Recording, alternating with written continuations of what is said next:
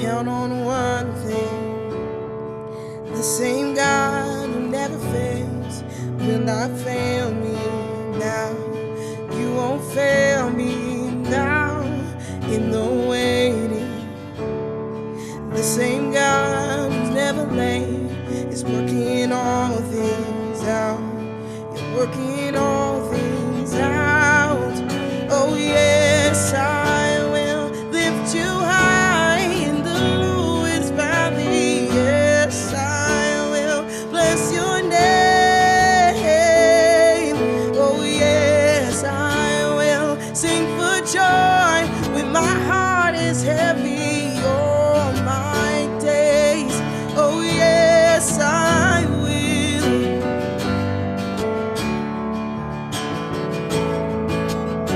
Yes, I count on one thing. The same God that never fails will not fail me now. You won't fail me now in the waiting.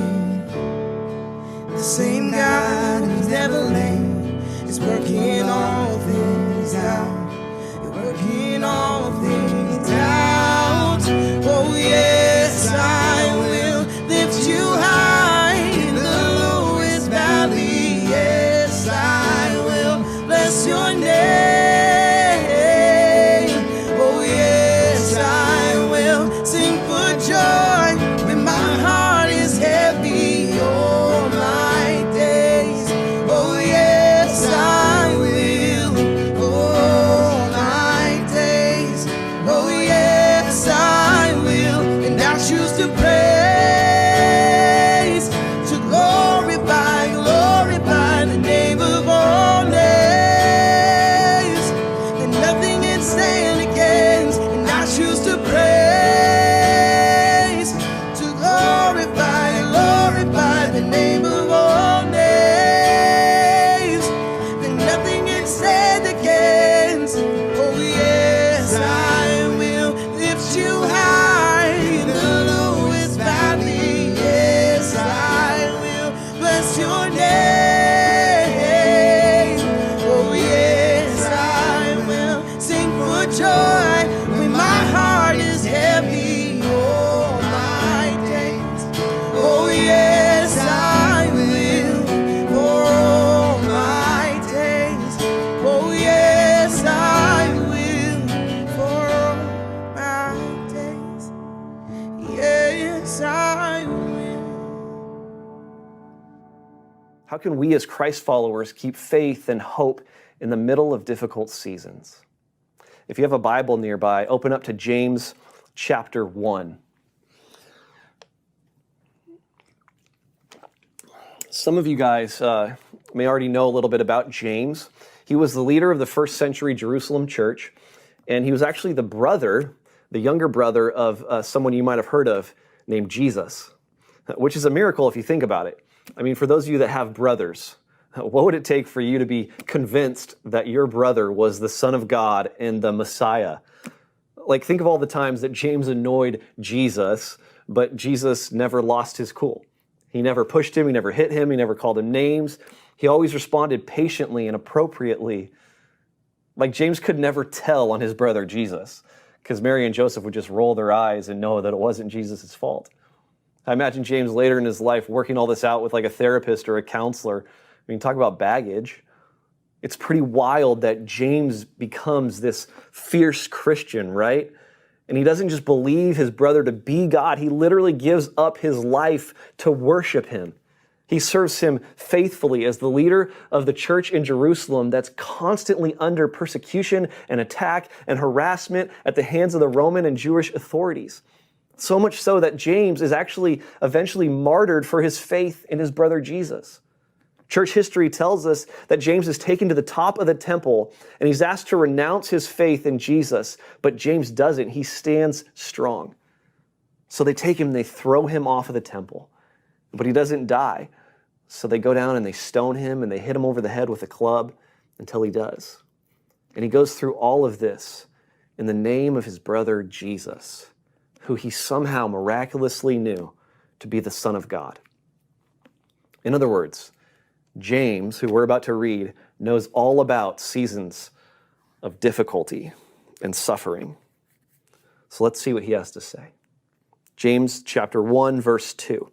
He says, "Consider it pure joy, my brothers and sisters, whenever you face trials of many kinds, because you know that the testing of your faith produces perseverance.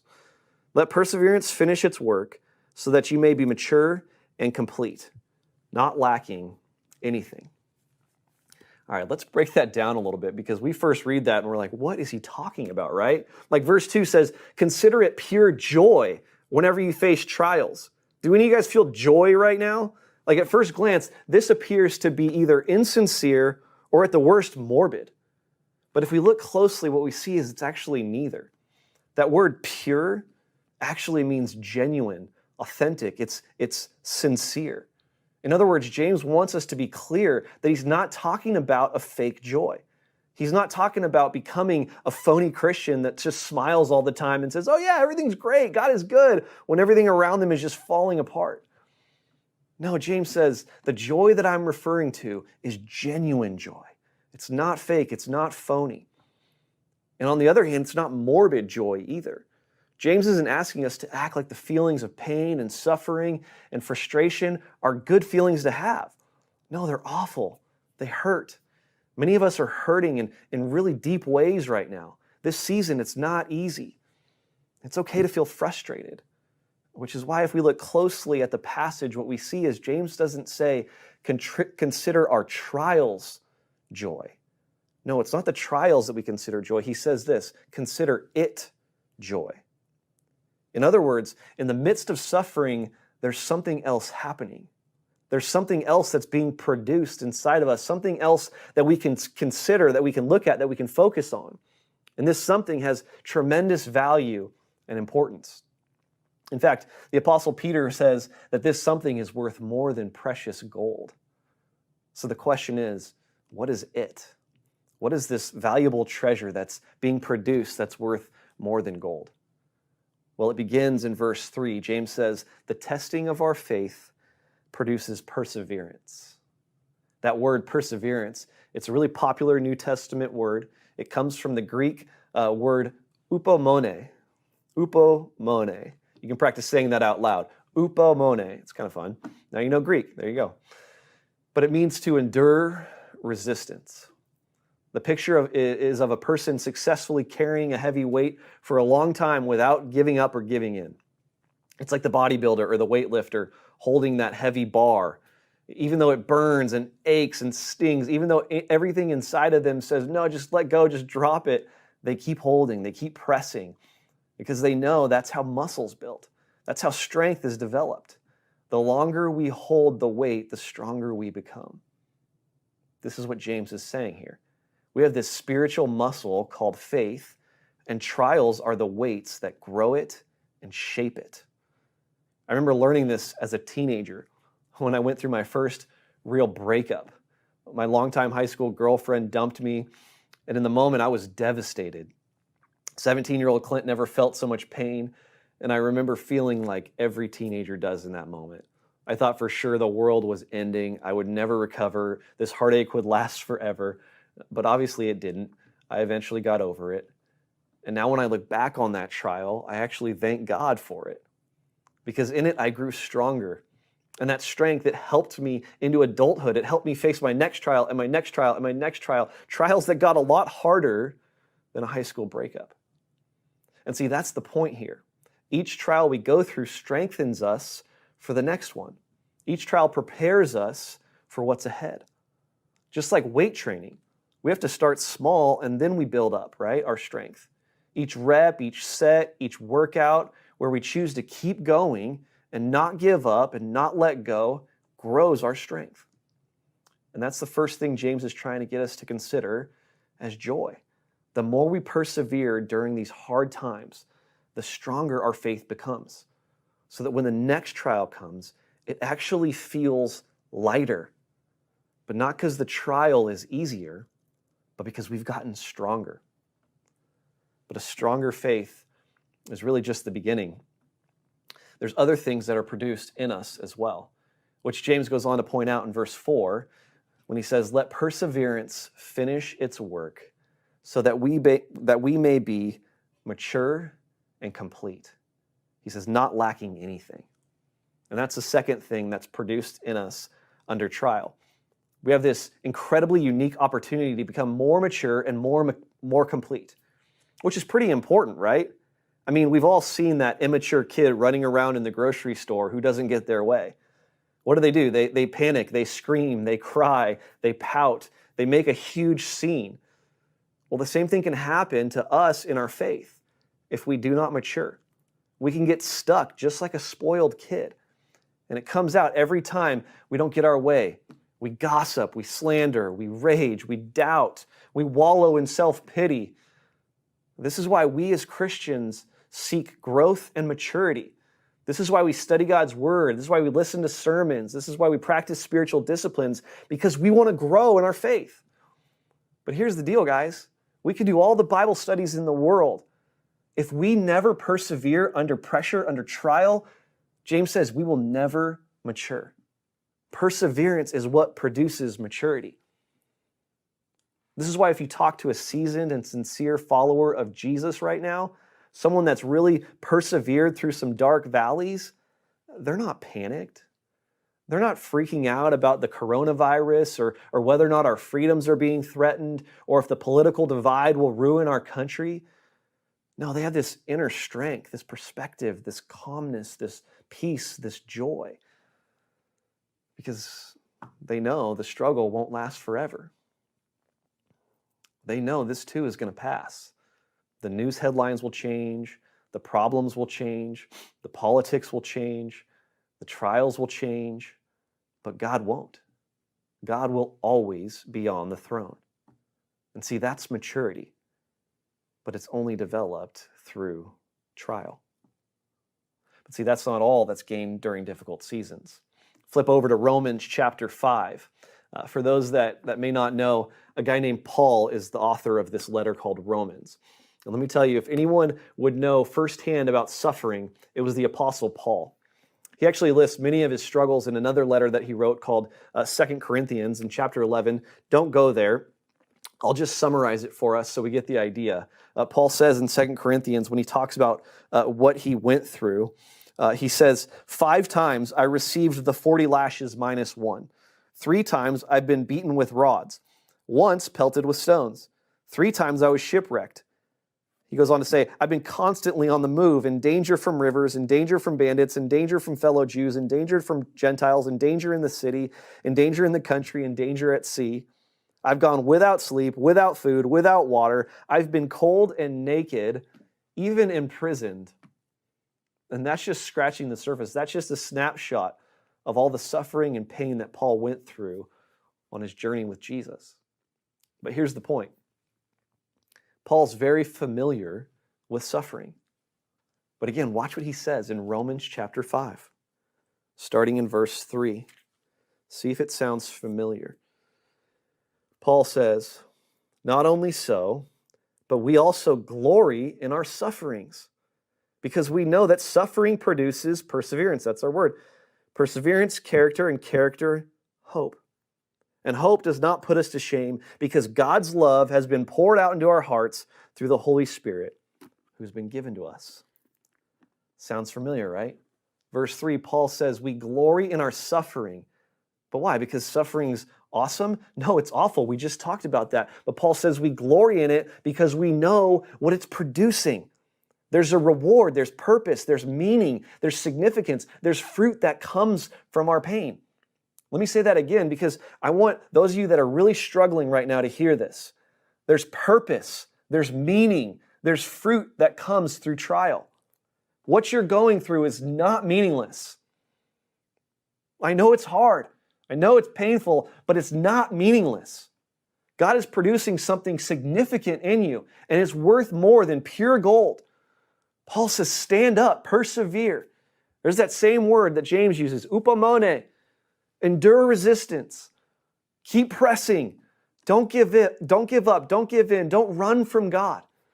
Don't give in to the addictions or the destructive feelings and attitudes like bitterness and jealousy and resentment and self-pity. Those don't work. Those don't produce anything in us. When we start to give in to those poisonous thoughts and temptations, that's when we get tossed around, like James says, like waves in the sea. But gold, and that's when the gold that God is trying to produce in us and purify in us is robbed. Paul says persevere. James says persevere. Stay standing. Stay praying. Stay strong. Stay going to church. Stay in community. Don't give up. You can do this. Because verse 4, perseverance produces character. This is the third treasure that comes from trial, character. Another way to say character is that we become more and more like Christ. Yeah, that's right. We become more like Jesus. And this is what our entire series was all about last month, right? We went through this series called Listen, Love, Learn, or Listen, Learn, Love. Many of us asked ourselves extremely challenging questions about our own hearts and prejudices that we've held on to for years. And guys, it was difficult. It was hard. It was challenging. It was uncomfortable. And there were probably a lot of times where we just wanted to give up. God, I can't live in this tension anymore. I can't deal with these changes. I want to go back to what I know. I want to go back to what I'm comfortable with. This is too hard. And God, in His grace, He'll allow us to do that. He'll always allow us to quit. He'll always allow us to hide out where it's comfortable and safe. But again, here's the problem with that. When we do it, we miss out on the changes that God is trying to produce and make in us. And see, that's what this is all about, guys. It's not about the other person. It's not about the person on Twitter or Facebook. It's not about the person at the family reunion. It's not about the person in your small group that annoys you to death, that needs the character change. No, it's us. God is saying, I want to change you. Maybe a good exercise today would be to sit down with a journal and just ask yourself this question. How is God changing me to become more like Jesus during this season? If you want a list of Christ-like character traits, just flip open to Galatians 5, 22 and 23. Let me repeat that. Galatians 5, 22 and 23. Or you could just flip open the Gospels, Matthew, Mark, Luke, or John, and you could read all about what Jesus was like. What you'll notice is Jesus was actually a lot different than everyone else around him. Jesus didn't value what everyone else valued. He wasn't impressed with who had the best resume in the room or the most degrees, who sounded the smartest or sinned the least in public. Jesus didn't seem to value exterior performances at all. No, what Jesus values is the inward development of a person, character. Traits like humility, compassion, empathy, patience, kindness, forgiveness, courage, boldness, faith, love. These are what defined Christ. And this is the character that Paul says is fashioned in us. Paul takes it one step further. And he says, best of all, character produces hope. I love this part. Character produces hope. That's our word for the series, right? Hope. That's what we all need right now is some hope. You want some genuine hope in your life? Some hope that doesn't run dry? Well, listen, Paul says it comes through trial. It's produced through this process of suffering and pain and hardship. But see, this is the tension. This is the issue that we face as humans because we want the hope apart from the pain. We want the hope without the suffering. But Paul says that's a hope that you can have, but it's only going to put you to shame. That's a hope that will only lead to disappointment. And here's why. Because the greater the trial, the more we actually start depending on God and not ourselves. See, when things are going good, when there's no pain, when there's no pandemic, when there's money in the bank, when we can go outside and gather together, we get this sense like, man, we got this. We're good. We're in control. And we start placing our hope in us, in ourselves. But Paul says that's false hope that will put us to shame. What we need is genuine, pure hope that's produced through trial. Paul gives an illustration of this in the previous chapter. He talks about an Old Testament character named Abraham in chapter 4, verse 18. And he says this. I love this. He says, against all hope, Abraham in hope believed. So good. Against all hope, Abraham in hope believed, and so became the father of many nations, just as it had been said to him, so shall your offspring be. I love verse 18, the beginning. Against all hope, Abraham in hope believed. In other words, Abraham's hope actually developed during the time in his life when everything around him looked hopeless. You remember Abraham's story? God promises Abraham he's going to be the father of many nations, but he doesn't have any kids. And so this promise, it sounds great in the moment. He's like looking forward to this, being a father, but then the time starts ticking by, the days and the months, they add up to years, and the years start ticking by, and it actually turns out to be 25 years later. Like, think about that. 25 years later, between the time that God gave Abraham this promise to the time that he fulfills this promise. And there Abraham is on his 100th birthday, and all of a sudden, he's probably doubting God's promise. God, your promise doesn't seem so promising now that I'm 100. How are you going to make me a father now? How are you going to come through now? I'm almost dead. Like, don't you see? This is physically impossible. This is hopeless. Oh, I think someone needs to hear this right now. Just lean in if you're at home, because you feel hopeless during this season because God gave you a promise, but it doesn't look very promising anymore. He gave you a dream, but it's kind of starting to look like a nightmare. Like the baby, it was supposed to be here by now. The cancer treatment was supposed to work by now. The marriage was supposed to be restored by now. The schools, they're supposed to be open by now. What's going on? You're late in your life. You just turned 70 and your life still feels empty. You're well into your dream career, but you just got a letter of furlough. You're a parent and you just found out your kid has an addiction. And right now, today, you're tempted to scream out, God, where are you? Don't you see my situation? Don't you see this doesn't look very promising? In fact, it looks hopeless. But listen to me. Don't miss this. This is exactly where we need to be in order to receive real hope. Because verse 18, against all hope, Abraham found hope. See, God can't fill a cup that's already full with self-sufficiency. No, he fills the cups that are dry, the cups that are empty, the cups that are desperate, the cups that cry out to him, I need you. That's where we find hope. When we're empty, when we're done, when we're tired, when we're exhausted, when we're at the end of our rope, because finally we stop looking to ourselves and we start looking to God. And that's the best news of all, because God's hope does not disappoint. Stay standing, friends. The promise is on its way. This is why James says, consider it pure joy. This is why Paul says, rejoice in suffering.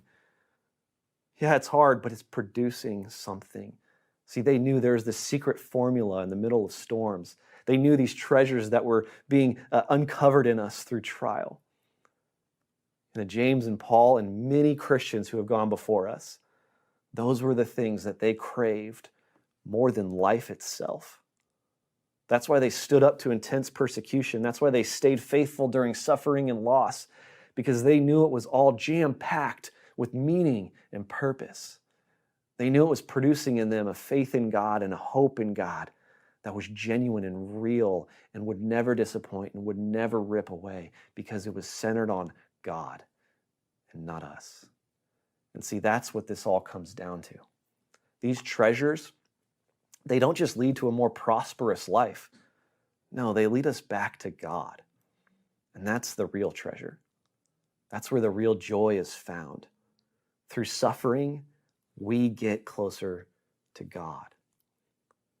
This is why Paul writes in Philippians 3, verse 10, I want to know Christ. Yes, to know the power of his resurrection and participation in his sufferings, becoming like him in his death. See, Paul got to the point where he was so addicted to intimacy and closeness with Jesus that he started to crave it more than anything else in life, even his own comforts and safety. And this is what made Paul and those early Christians so frustrating to their enemies that were doing everything they could to slow down the movement of Jesus' church, because they were getting to a point where even death wasn't stopping them, even death wasn't scaring them. In fact, there's this saying in the early church that says the blood of the martyrs is the seed of the church.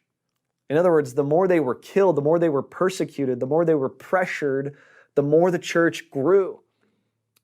Because people saw them from the outside and they looked at them and they thought, wow, that person has something that I've never seen before. They have a peace, they have a strength, they have a courage, they have a joy, even in the face of death. It's almost like they're looking forward to something beyond death. Church, what if we do that during this season? What if during this season, while the world around us panics, what if instead we stood up and had joy? What if we had that kind of peace, that kind of strength, that kind of unshakable faith and hope? I wonder if people around us would want it too. I wonder if God could use this season to grow his church, but not through buildings, through you and through me, through us, through his church. I'll close with one final verse, because I think there's some people still at home and wherever you're watching this, and you're still debating on whether or not you can really accept all of this, whether or not you're strong enough to endure these trials that you're facing. You're hearing my words, but you're thinking, Clint, you don't know what I'm going through. Like, you don't know how hard this is. You don't know what I've lost. You don't know the pressure. You don't know the pain. I can't go on. I can't persevere. And listen to me. You're totally right. I don't know your pain. I don't know what you're going through. But I do know someone that does. And that's what I want to leave you with. Hebrews chapter 12 says this, and let us run with perseverance, there's that word, the race marked out for us, fixing our eyes on Jesus, the pioneer and perfecter of faith. And here it is, guys, listen to this. For the joy set before him, he endured the cross, scorning its shame. Oh, just let me say that one more time. For the joy set before Jesus, he endured the cross. You know who that joy was? It was you. He endured the cross and all its pain and all its consequences with joy. Not because it was easy, but because he knew what it would produce. You. Jesus wanted you. So he came down and he died on a cross, and he did it with joy.